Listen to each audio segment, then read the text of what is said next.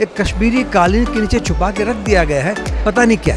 और मैं हमेशा कहता हूँ कि इतिहास हमारा संस्कार का हिस्सा है, बात निकलेगी तो दूर तलक जाएगी ज़रूर। इस फिल्म के बनाने में करोड़ों रुपए खर्च होता है, सैकड़ों परिवार इस पे आधारित है। हाय एवरीवन, मैं हूं आरजू ठाकुर और आप देख रहे हैं बज़ूका। सर आज हमारे साथ है Ramakant sir. Sir first of all welcome to Bazooka, कैसे हैं आप? थैंक यू, मैं बहुत मज़े में हूँ, बहुत खुश हूँ और I am looking forward for this film कि मैं भी जानना चाहता हूँ कि मेरे स्कूल की किताबों में मुझसे क्या छूट गया जो यहाँ मुझे पता चलने वाला है। I am very excited. थोड़ा सा अगर आप इसके बारे में हमें बता सको, ही स्टोरी ऑफ इतिहास, क्या कहना चाहेंगे? मुझे लगता है कि मैंने फिल्म देखी नहीं है तो देखने जा रहा हूँ। मैं ये समझता हूँ कि स्टोरी ऑफ इतिहास है, मतलब इतिहास की कहानी का कोई ऐसा पक्ष जो छूट गया है, जो शायद हम तक पहुँचा नहीं है, या उसे एक कश्मीरी कालीन के नीचे छुपा के रख दिया गया है, पता नहीं क्या। तो ज़रूर ऐसा कुछ रहा होगा, क्योंकि इतिहास पर हमेशा राजा का दबाव होता ही है, चाहे वो किसी भी समय में लिखा जाए। तो उस दबाव के रहते सच बोलने की हिम्मत कितने लोग कर पाए होंगे, कोई नहीं जानता। और मैं हमेशा कहता हूँ कि इतिहास हमारा संस्कार का हिस्सा है, हमारा चरित्र बनाता है। इसलिए हमें ये जानना ज़रूरी है कि जो इतिहास हम समझते हैं वो कितना सच है, और क्या हमसे कुछ छूट गया है, उसके बारे में पता करने में क्या हर्ज है। तो मैं यही जानने आया हूँ। I am looking forward. और मैं बधाई देता हूँ कि इन्होंने शायद कुछ ऐसा ढूंढ के निकाला है कि जिसके बारे में शायद हम लोग नहीं जानते। I am very curious and looking forward. But sir, जैसे आपने कहा, इतिहास नाम सुनते ही हमें या तो कुछ पुरानी चीज़ें याद आ जाती है या तो कुछ और याद आता है। बट ये जो इतिहास है, ये किसके ऊपर बेस हो सकती है, कुछ आइडिया? ये मेरे ख्याल से ये हम सभी पे बेस हो सकती है।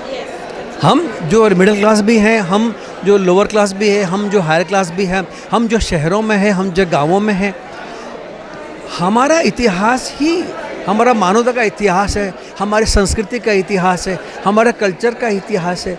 इसका इतिहास कहीं रहा होगा ना, तो ये शायद कहानी हमारी तुम्हारी है, कि कहने का ढंग अलग होगा, नया होगा।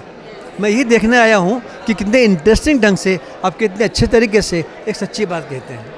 सर वैसे ही मैं जानना चाहूँगी, जैसे आपने कहा आज के टाइम पे आप सोशल मीडिया कैसे देखते हो, और ये कहीं ना कहीं सोशल मीडिया पे बज़ बनाना और चीज़ें प्रमोट करना, और क्या लगता है ये जो मूवी है क्या वो उस लेवल पर पहुँच पाएगी, लोगों तक जा पाएगी?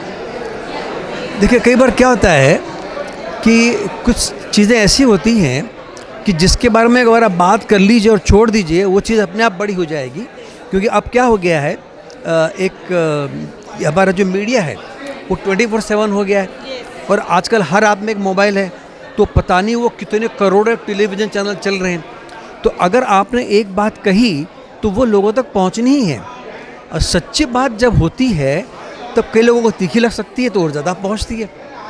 बात निकलेगी तो दूर तलक जाएगी ज़रूर। तो वो अच्छी बात है। तो आप जल्दी कहाँ नज़र आने वाले हैं? मैं तो देखिए, आप लोगों के दिल में हूँ, ज़रा सा अंदर झांक के देख लीजिए, मैं जल्दी नज़र आऊँगा। ये छोटा सा बक्सा था ना, अब मोबाइल में सीमित हो गया है। आप ढूंढिए रमाकांत है, कहीं ना कहीं दिखाई देगा। और भी चीज़ें हैं, अच्छी अच्छी चीज़ें। अभी एक शो किया था मैंने ZTV का, एक TVF का मैंने शो किया था, गुरी धैर्य की कहानी, लव स्टोरी। बहुत कुछ है, आता रहेगा।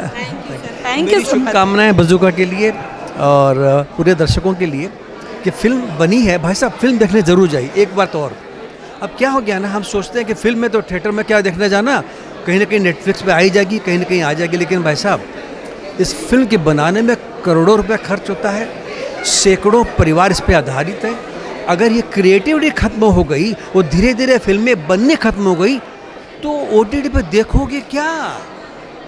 सो please go to your nearest theatre to watch every film possible. बाद में आ गई तो it will be a second treat. ठीक है, thank you sir, thank you.